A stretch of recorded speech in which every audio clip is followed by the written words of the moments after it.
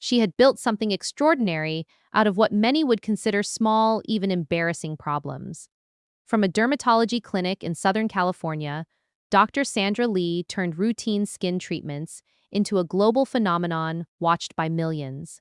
Her work was no longer confined to exam rooms, it was streamed across the world, where viewers followed every extraction, every transformation, every moment of relief on a patient's face. Trust had become her currency, and she earned it daily. But behind the consistency and control, something unexpected began to unfold. One ordinary day, while everything looked normal from the outside, her body began sending signals she could not immediately explain. Subtle discomfort, sudden warmth, and a mental haze crept in quietly. She dismissed it as exhaustion or stress, continuing her responsibilities. Yet beneath that calm exterior, a far more serious event was already in motion, waiting for recognition. The clinic day, when something felt off. At her upland clinic, the environment was exactly what she was used to. Bright lights, cameras rolling, patients waiting, and a schedule that left little room for pause. Dr. Lee moved through it all with practiced ease, performing procedures with the same steady precision that had made her widely recognized. But that day, something subtle shifted. A wave of heat moved through her body without warning. Her concentration flickered. She paused for a moment, but quickly rationalized it as something minor, perhaps hormonal or stress-related. The demands of filming and treating patients didn't slow down, and neither did she. Even as her internal discomfort grew, she pushed forward, completing consultations and procedures. From the outside, nothing appeared wrong, but internally, her body was beginning to malfunction in ways she could not yet understand. The signs were there, but they blended into the noise of a demanding career. When the body starts whispering danger after finishing work, she went to her parents' home nearby, expecting rest to reset whatever she was feeling. Instead, the sensations intensified. A sharp, unfamiliar pain began radiating through her leg, making simple movement uncomfortable. Still, she tried to dismiss it. She told herself it was fatigue from a long day, or maybe a temporary nerve issue. But as the evening progressed, her sense of balance felt slightly off, almost unnoticeable at first, then harder to ignore. Walking downstairs required more focus than usual. Her body felt disconnected in small but unsettling ways. Even then, she resisted assigning meaning to it. Many people experience strange physical symptoms and recover without issue, and she tried to believe she was one of them. Yet beneath her reasoning, something more serious was unfolding quietly, as her nervous system began to show signs of distress that could no longer be ignored. The morning everything became impossible to ignore. By morning, the situation had changed in a way that could not be rationalized away. Her left hand suddenly lacked coordination, folding in on itself without her control. The loss of strength was immediate and frightening. She attempted to speak, expecting normal speech, but the words came out distorted and unclear. Confusion set in quickly, not just from the symptoms but from recognition of what they resembled. As a doctor, she knew the warning signs too well: weakness, speech difficulty, loss of control on one side of the body. The realization was sharp and unsettling. This could be a stroke. Even with her medical background, denial was a natural reaction. The mind often resists accepting worst-case scenarios, especially when they apply to oneself. For a brief moment, she tried to reason it away. But the evidence was becoming impossible to dismiss, and time was no longer on her side. Hesitation, fear, and a doctor's blind spot. What made the situation even more complex was that she understood exactly what might be happening. Knowledge, however, does not always eliminate hesitation. Despite recognizing stroke symptoms, she found herself questioning whether it was truly that serious. Many people, especially women, experience atypical stroke signs such as fatigue, sweating, or general discomfort, which can easily be mistaken for less urgent conditions. She initially fell into that pattern of rationalization. Even trained professionals can underestimate their own symptoms when fear and uncertainty interfere with judgment. In her case, hesitation nearly delayed critical care. The irony was stark. Someone who spent her career identifying and treating medical issues in others was struggling to act decisively for herself. The gap between awareness and action became the most dangerous part of the experience. as minutes passed that could have significant consequences for brain function and long-term recovery outcomes. The intervention that changed everything. Fortunately, she was not alone when clarity mattered most. Her father, also a doctor, recognized the seriousness of her condition immediately. Unlike hesitation, his response was direct and urgent. He saw the imbalance, the weakness, and the speech difficulty without needing further confirmation. He insisted she go to the emergency room without delay. That decision became pivotal. In stroke cases, time determines outcome more than almost anything else. Every minute without treatment increases the risk of permanent brain damage. His insistence removed the uncertainty she was struggling with internally. It transformed hesitation into action. Looking back, she acknowledged that this intervention likely prevented far worse outcomes. It is often said in medicine that patients don't always recognize emergencies in themselves, and this situation illustrated that truth clearly. Even experts can miss critical moments when they are personally involved.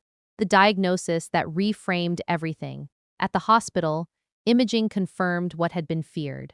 She had experienced an ischemic stroke caused by a blood clot blocking oxygen flow to part of her brain. The confirmation brought both clarity and gravity. In medical terms, this meant that brain cells had already been damaged, and recovery would depend on speed, treatment, and rehabilitation. The phrase she later used, "a part of my brain died," reflected the reality of the condition in stark terms. For someone whose career relied on precision, coordination, and communication, the implications were profound. The brain areas affected influenced movement, speech, and fine motor control. The immediate concern shifted from diagnosis to consequences. What functions would return? What might be permanently altered? The uncertainty was emotionally heavy, even for someone who understood the science behind it. Knowledge did not soften the impact, it simply made the reality clearer. When identity and career suddenly feel fragile, her career had been built on steady hands, clear communication, and unwavering focus during procedures performed under public scrutiny. Now, all of those abilities felt uncertain. The same hands that performed delicate dermatological work were suddenly unreliable. The voice millions had heard through screens now felt unfamiliar. For someone whose identity was deeply tied to medical precision and public trust, the stroke introduced a new vulnerability. Even her growing media presence and television work paused abruptly. The empire she had built did not disappear, but it stopped moving forward. In a single moment, external success and internal stability became disconnected. What remained was uncertainty about whether she could return to the same level of performance. It was not just a physical challenge, but a psychological one, forcing her to reassess how much of her identity depended on abilities she could no longer take for granted. The warning signs that were always there. Looking back, she recognized that the stroke did not happen without warning. There were underlying risk factors that had been present for years, including high blood pressure, cholesterol concerns, and sustained stress. These conditions are often silent, building gradually without immediate consequences until a critical threshold is reached. Like many people in demanding careers, she had continued working through pressure without fully addressing the long-term strain on her body. It is a common pattern in modern life, pushing through discomfort while assuming there will always be time to manage health later. Her experience highlighted how easily warning signs can be normalized or ignored when life remains outwardly functional. The body, however, often keeps a record of that neglect. When multiple factors converge, the outcome can become sudden and severe, leaving little opportunity for gradual adjustment or prevention once the event occurs. A story rooted in curiosity and medicine. Her path into dermatology was influenced deeply by her father's own medical journey. Working in a rural clinic in Malaysia, he once relied on limited resources, even a borrowed medical book, to diagnose patients behind a simple curtain. That resourcefulness shaped his career and eventually brought him to the United States. His dedication to medicine became part of the foundation on which his daughter built her own future. Medicine, in her family, was not just a profession but a shared language of curiosity and persistence. This background gave her both inspiration and expectation. Even when her own path faced setbacks, that legacy remained a guiding force. It also added emotional weight to her later experience, as she found herself navigating a condition her father immediately recognized. Their shared profession became both a connection and a moment of urgent intervention. From rejection to reinvention in medicine, her journey into dermatology was not straightforward. Early in her training, she was not immediately accepted into the specialty she had grown up around. Facing rejection from her desired path, she briefly considered alternative directions in medicine. However, persistence defined her response. She eventually secured her place in dermatology and completed her training, later taking over her father's practice. That transition marked both continuity and transformation, blending family legacy with her own professional identity. The experience of being redirected early in her career may have strengthened her resilience, teaching her how to adapt under pressure. It also shaped how she approached challenges later in life, including her health crisis. Rather than viewing setbacks as endpoints, she often treated them as adjustments in direction. That mindset became crucial when she had to confront the reality of recovery after her stroke. The viral beginning of a global phenomenon. In 2010, she started sharing her work on a YouTube channel with little expectation of widespread attention. Initially, the content was simple and professional, attracting only modest interest. But everything changed when one video featuring a blackhead extraction went viral. The fascination was immediate and global. What began as a niche medical demonstration became a cultural phenomenon. Millions of viewers were drawn to the process, the transformations, and the relief experienced by patients. Her online presence expanded rapidly, earning her the nickname Dr. Pimple Popper, which evolved into a recognizable brand.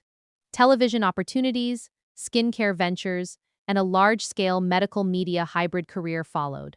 But rapid success also increased workload, expectations, and pressure. The pace of growth left little room for pause, and over time, that relentless momentum contributed to the conditions that would later culminate in her medical emergency. Recovery, return, and a changed perspective recovery was slow and uncertain, requiring her to step away from work for weeks. Simple tasks became difficult again, walking steadily, using her hand with precision, or maintaining speech consistency. Returning to the clinic carried emotional weight, as the environment was now linked to both achievement and vulnerability. Although she eventually resumed work and public appearances, the experience had permanently altered her perspective. She chose to share her story openly, not for attention but to raise awareness about stroke symptoms and the importance of early intervention. While her physical abilities improved over time, the experience left a lasting awareness of fragility beneath success. She described it as a difficult but transformative period, one that reshaped how she viewed health, work, and control. In the end, her story became not only about survival, but about recognizing limits and understanding how quickly everything can change.